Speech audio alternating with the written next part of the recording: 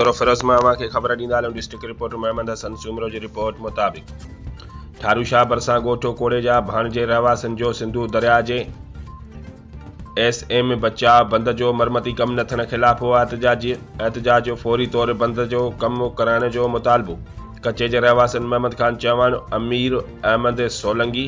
सरफराज सोलंकी, वज़ीर सोलंकी, नूर अहमद भट्ट, इंसाफ चौहान ऐं ॿियनि दाहींदे चयो त गुज़िरियल साल ॿोॾि सबबि सिंधु दरिया जो ॻोठो कोड़े जा भाण भरिसां 41 मेल वटियां बंद खे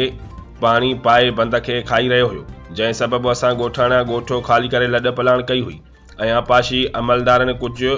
पथर जूं टकियूं लाहे नाले मात्र कमु कराए हलिया विया।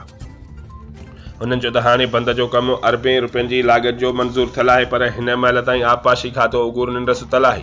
हुननि चयो त फौरी तौर बचाव बंद जो कमु शुरू कयो वञे त जीअं इम्कानी ॿोॾ ऐं बरसाति खां बची सघूं ऐं फैलियल बेचैनी ख़तमु कई वञे।